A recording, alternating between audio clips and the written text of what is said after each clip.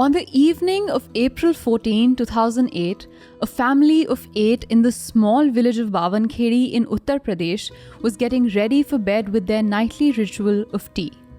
7 of those 8 members, including a 10-month-old baby, never woke up to see another day.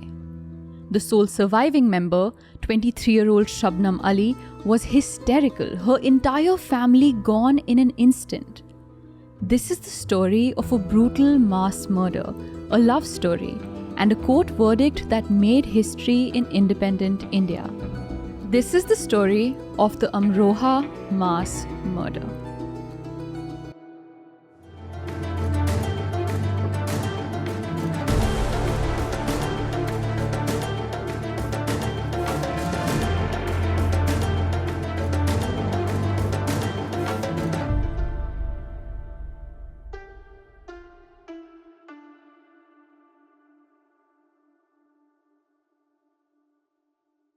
Hey everyone, I'm Aishwarya. And I'm Aryaan. And together we're the Desi Crime Podcast. This is where we tell you true crime stories that differ from the mainstream. Untold stories about Desi killers, Desi cases, and Desi crime. You know, Aishwarya, sometimes I try to convince myself that this case isn't real. I just hope that it's fiction. 7 people dead in one family give me Burari flashbacks all over again. I just can't imagine what it would be like to be a part of that family and be the sole surviving member. I can't imagine what it would be like to be in that town, be in that house, or to even be Shabnam Ali.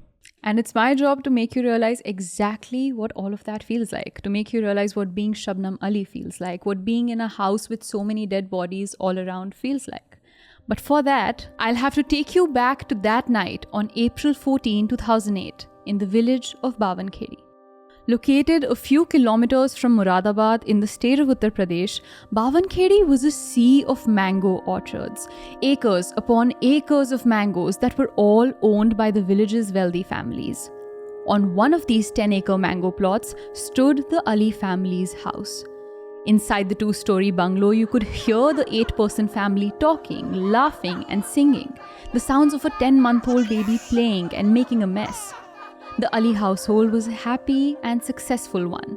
They really couldn't ask for much more than they had. But at 2 a.m. on April 15, 2008, the village of Bawankheri heard different noises coming from inside the Ali residence. There was crying and hysteria. A woman shouting at the top of her lungs, "Bachao! Bachao! Help! Help!" Hasmat Hussain, a retired primary school teacher whose house was one of the closest to the Ali family bungalow, heard the wailing and rushed over to the house, assuming a robbery had taken place. On the way there, he woke up his son and found a few other neighbors along the way, thinking he'd need some backup in case the robbers were still inside the house and the family needed help. When Hasmat and the villagers reached the sprawling bungalow, they tried opening the main gate. But strangely, the gate was locked from the inside. The men walked along the house's boundary as the woman's pleads for help got progressively louder. When the men walked under the home's first-floor balcony, they saw a hysterical young woman crying uncontrollably. The woman was 23-year-old Shabnam Ali, the homeowner's daughter. It was Shabnam's screams that had woken up the village from their slumber. Shabnam was no stranger to the men standing below the balcony. In fact, all villagers knew Shabnam well. They had seen her grow up in Bawankheri. She was the middle child and the only daughter of 55-year-old Shaukat Ali and his 50-year-old wife Ali Hashmi. The 2-story bungalow surrounded by mangoes was filled with a happy and bustling family. Shaukat Ali and his wife were living with their daughter Shabnam, their 22-year-old son Rashid, their 35-year-old son Anis, Anis's wife Anjum, Anis and Anjum's 10-month-old baby boy Arsh, and lastly Shabnam's cousin, 14-year-old Rabia. You know, Aishwarya, growing up in 21st century India, in an urban part of India, you forget that joint families still exist out there. I was raised in a nuclear family of 3 or 4, but joint families in rural parts of India amount to like 10, 15, 20 people all living under the same roof, much like Shabnam Ali's family. Right, and that sounds really fun to me on the one hand, but a complete and total mess and constant chaos on the other. But this family wasn't just a rural, wealthy family of lots of people living under the same roof. They were also all incredibly well educated. Shabnam's father was called Master Ji by the other villagers because he was an art teacher at the local Taharpur Intermediate College. Master Ji was a great man. He used to give free tuitions to children who needed them and never discriminated on any basis when it came to opportunities, said a villager from Bawankheri. Shabnam's elder brother Anis was a well-off engineer in Jalandhar and her younger brother Rashid was studying to become an engineer in Meerut. Shabnam was also well educated, having completed a double master's degree in geography and English, and went on to work as a Shiksha Mitra or a government school teacher in a primary school in Bawankheri. She was also artistically talented, with many claiming she had inherited her father's fingers and his skill. We would often travel on the same bus from our respective villages in Amroha to college, said Usman Saifi, one of Shabnam's friends from college. When I failed in the second year of graduation and wanted to quit education, she pushed me to fill the improvement form and paid my fees. Once, when some criminal elements got into a spat with me in the bus, she intervened and stood up for me. This was how not just Shabnam but the entire Ali family was known, as caring and loving people who did good in their community. But on that night in April, something had happened within the walls of the Ali house that had left Shabnam distraught and shouting for help. The men asked Shabnam to come down, but she sat there crying out the words, "They're going to kill me next." The men asked her who was going to kill her, but Shabnam was in no state to answer any questions. She just kept repeating the words, "They're going to kill me next." The men told her she was safe and they were there to protect her if someone was still in the house. The group was eventually able to coax Shabnam off the balcony so she could walk down the stairs and open the front gate to the house. The villagers darted into the house as the front gate swung open, but the sight made them sick to their stomachs. Shabnam's father, Shaukat, was lying in the courtyard with blood spilling out of his lifeless body's throat. The villagers made their way through the courtyard and into the house. In the first room adjacent to the courtyard, blood was splattered all across the vibrant green walls. Shabnam's brother Rashid's butchered body lay on the bed. The men grew weak in the knees. Rashid was young with his entire life ahead of him. What pure evil was capable of killing a young man so mercilessly? The men walked out of Rashid's room and made their way to Anis and his wife's room. Anis and his wife Anjum lay still on the floor with their throats slit. Blood was splattered all over the bed covers and walls. But next to the dead bodies of Anis and Anjum also lay the dead body of 10-month-old Arsh. There was no blood on Arsh's body. His throat hadn't been slit, but there were strangulation marks around the baby's neck. He too had been killed. In the third room, the room in which Shabnam should have been sleeping that night, the men found Shabnam's mother Hashmi and her 14-year-old cousin Rabia's body, both laying in pools of blood, killed just like all the others with their throats slit. By the time the men were done inspecting the house and realizing that an entire family had been brutally massacred in their village that night, the police had arrived. All right, correct me if I'm wrong, but you said she should have been asleep in the third room with the parents. Yeah. So when you say should have, did she never go to sleep? So Aryaan, by the time the cops arrived that night, they knew that their one chance of solving this case was to find out what Shabnam's version of that night's events were. But obviously, by any standard, Shabnam was incredibly shaken up by what she had just seen. So they let Hasmat Hussain, who was the first neighbor to come to Shabnam's rescue, take her to his home for the night. Over the next few days, Shabnam recounted the events of April 14 to the police. Before falling asleep that night in their respective rooms, the family had dinner and tea together. Because it was an exceptionally hot night, Shabnam decided to sleep on the terrace. Her father decided to sleep outside as well, but in the courtyard. But at around 2 a.m., Shabnam woke up because it started to rain. She decided to sleep downstairs. As she made her way down the steps, she realized that while she was asleep on the terrace, her entire family had been brutally murdered. Somehow, she had been spared because she slept on the terrace that night.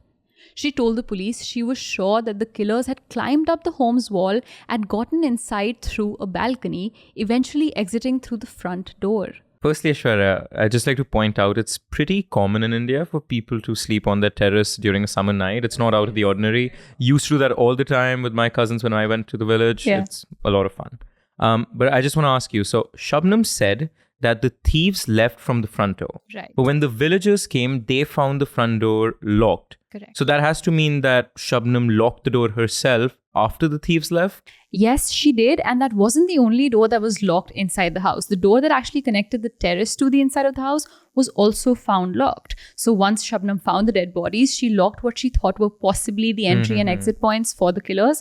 And I think that makes perfect that sense, makes right? sense. Why wouldn't she be terrified that the killers would come back and kill her too? Right, and even if it doesn't make sense, right? When you're panicking, Yeah, you you're do not being all super kinds of rational. things. Right. But to others, including the investigating officer R.P. Gupta, this seemed suspicious.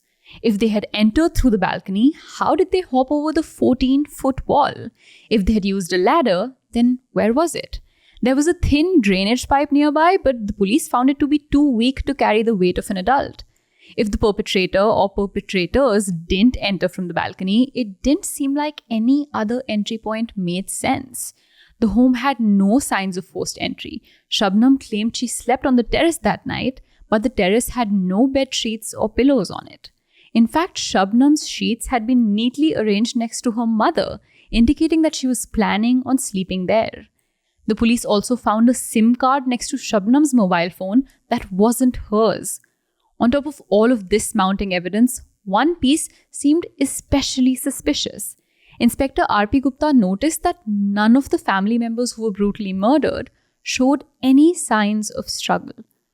How was it possible that 7 people could be killed, one by one, without others in the house hearing anything? And why would none of them fight back? Cups of tea and water were next to all the dead bodies in the house. The officers also recovered an empty strip of 10 tablets of what they at the time assumed were nashe ki goliyan or sedatives. The morning after the murder, Uttar Pradesh's Chief Minister Mayawati visited the scene and promised Shabnam 5 lakh rupees as compensation for the terrible tragedy. But Inspector Gupta was extremely suspicious of the situation and met with Mayawati privately to ask her not to transfer the money just yet and to give him just 48 hours to figure out why Shabnam's story wasn't making sense. For the next 48 hours, Inspector Gupta spent every waking hour on the case. He got the bodies sent for post-mortem analysis, asked the telecom company for Shabnam's cell phone records, and turned the crime scene upside down in an attempt to find evidence. And slowly but surely, a clearer picture of the night began to emerge. Inside the house, police found some of Shabnam's clothes with blood on them, clothes she wasn't wearing when the villagers arrived at the crime scene. But what really flipped the case upside down was the post-mortem report.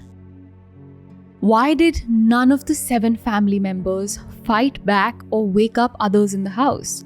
Why were there no struggle marks on the victims' bodies? The answer was gut-wrenching. Traces of diazepam or Valium, the common anti-anxiety and seizure medication also used for sedation, had been found in 6 of the 7 bodies. The only family member without diazepam in their system was 10-month-old Arsh, who was strangled. According to Shabnam's mobile phone records, she wasn't asleep at the time of the murder.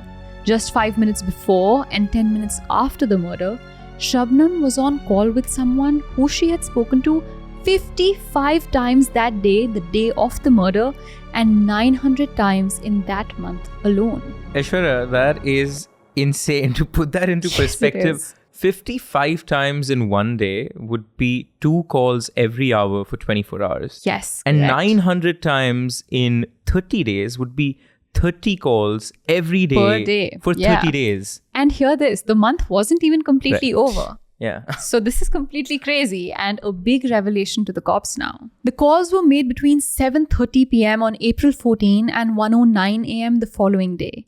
And there was a 31-minute gap between the calls, which lined up perfectly with the medical examiner's determined time of death for all of the family members. Another call was made from 1:40 a.m. to 2:09 a.m. Soon after that call ended, Shabnam cried out for help. But who was Shabnam talking to? Police were able to track the phone number to a man from Bawankheri, a man named Salim. On the night of the murder, Shabnam called Salim instead of the cops, locked all of the doors, climbed up on top of the balcony and started shouting for help. Police knew they needed to bring Shabnam in for questioning.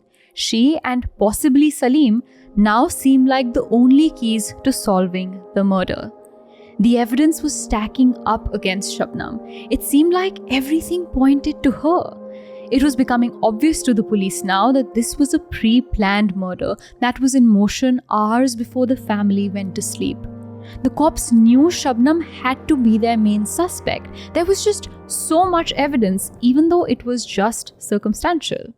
And just to clarify for our viewers, any evidence that's not either DNA evidence or witness testimony is still considered circumstantial evidence, right? Yes, that's correct. But Aryaan, by the time the cops called Shabnam over for questioning, which was about 24 hours after the murder, Shabnam had fallen incredibly sick. Yeah, and that's understandable. I mean, if she is innocent, right, it's very common for victims to fall sick, especially when the kind of trauma she must be going through. Right. Given if she's innocent. I think even if she's guilty, I can understand why she might be experiencing the stress of being caught. So either way, it makes perfect sense to me that Shabnam fell sick. The police ordered a doctor to conduct a thorough checkup on Shabnam, just so she could be medically cleared for interrogation. And Aryaan, from this medical checkup came perhaps the most shocking revelation of this entire case. Shabnam was 7 weeks pregnant, but unmarried. But when the doctor called the police and revealed that Shabnam was pregnant, it was almost like the pieces of this seemingly complicated jigsaw puzzle suddenly fit together perfectly. With every new piece of evidence, any doubt that some outsider committed this murder began to disappear. When the police called in Salim and Shabnam for interrogation, it only took a few hours before they both broke. The pair were in love. Madly in love. She was pregnant with Salim's child and they really wanted to be with each other. But the Ali family didn't approve. Even though the family was well educated and progressive, they couldn't look past the fact that Salim had never graduated from the 6th grade and worked at a nearby wood sawing unit. While Shabnam's father was a professor in a college, Salim's father owned his own street-side pakora stall. But even if the family could look past Salim's education and his father's job, it still wouldn't work. Shabnam's family were Safi Muslims, while Salim's family were Pathans. They were never meant to be together, said Hasmat Hussain, the first man to arrive at the Ali house the night of the murder.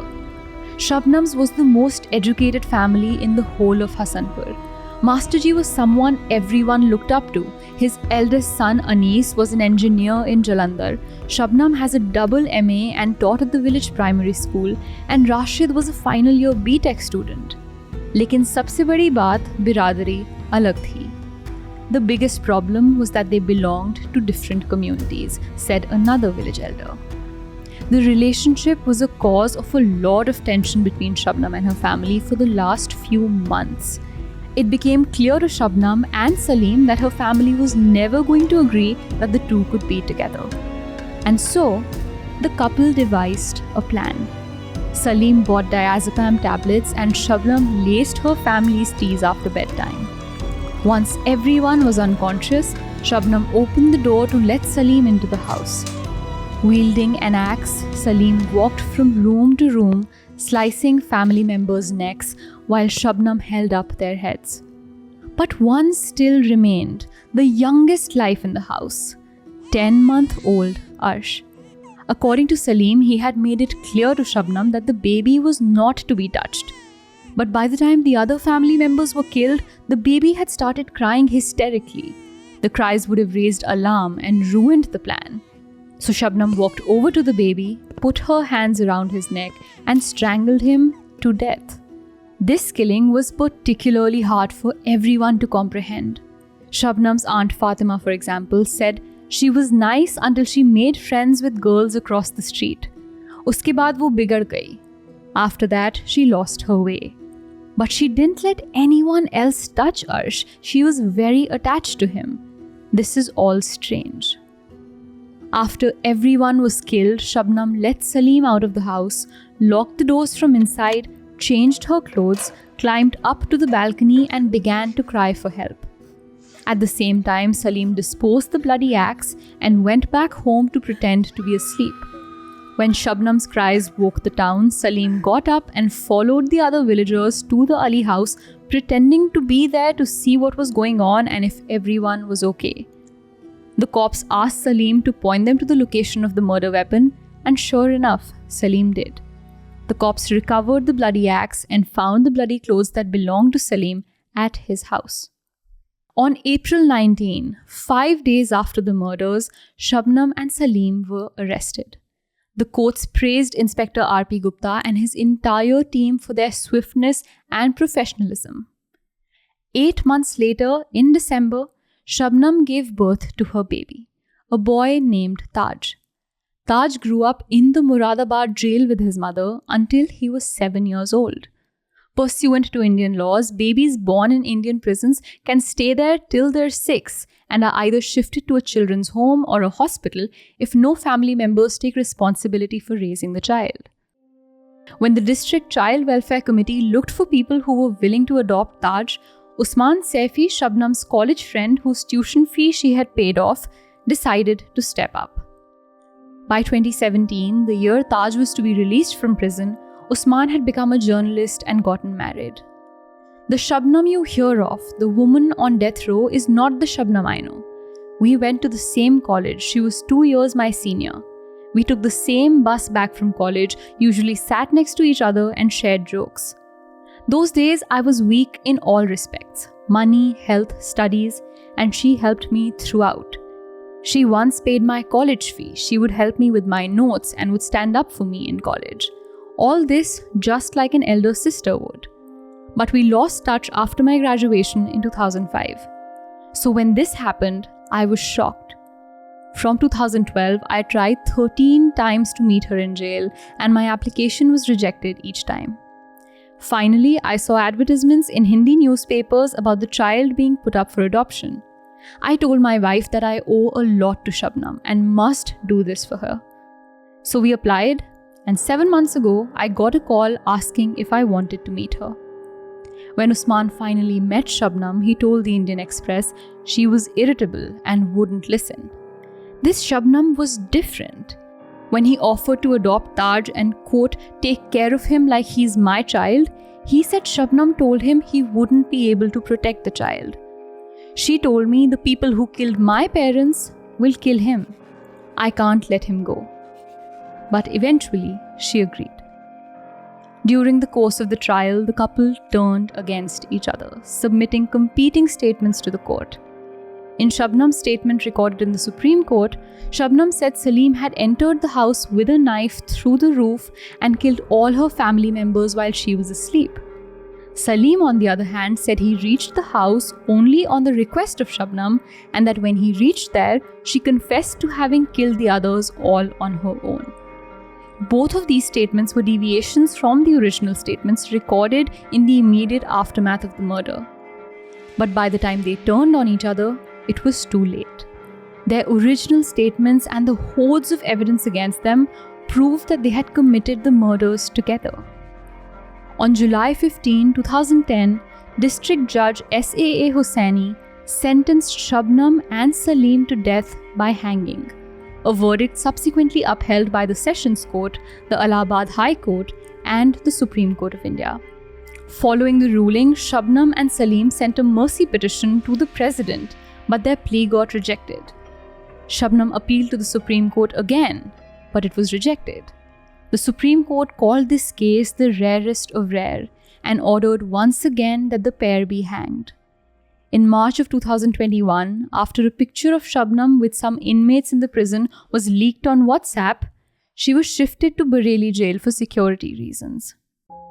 As of 2022, the Mathura district jail has begun preparations for Shabnam's hanging. The gallows of the Mathura jail, according to the Times of India, were built 150 years ago and have never been used in independent India. But that's not all. While there are 13 women on death row in India currently, Shabnam Ali is going to be the first one of the 13 to actually be put to death, making her the first ever woman to be executed in independent India in more than 60 years. But her son Taj, now 13 years old, has come forward to plead with then President Ramnath Kovind to commute his mother's death sentence. I love my mother. I have only one demand for President Uncle, that he doesn't let my mother be hanged. Regardless of what happens to Shabnam and Salim, the village of Bawankheri will probably continue to live in the shadows of mass murder for decades to come. The teachers in the local school have noticed how, since the murder, not a single girl named Shabnam has been admitted as a student because parents in the village have stopped using the name for their daughters. Shabnam's childhood friends, many of whom continue to live in Bawankheri, only agree to give interviews anonymously and would never openly admit to being friends with her once upon a time. According to the Indian Express, men from Shabnam's extended family sit on the cot in the courtyard of the Ali house, right where Master Ji's body was found having bled to death, and they still discuss the killings. She could have simply run away with Salim, but then how could she? She knew Salim had no money and could never hope to earn. Besides, she was pregnant with his child. Where could she have run? Here, there's money, property, says Hussain. Who would have known this quiet girl who always walked with her eyes lowered would do this to her own parents and siblings? And now she's stuck with an illegitimate child. Who will take care of the child after she's gone, says her uncle Sattar Ali. The blood splotches still remain on the green walls of Rashid's room, though 13 years later, they're rusty and dull. The room still has a shelf holding Anis, Rashid and Rabia's books, all collecting dust.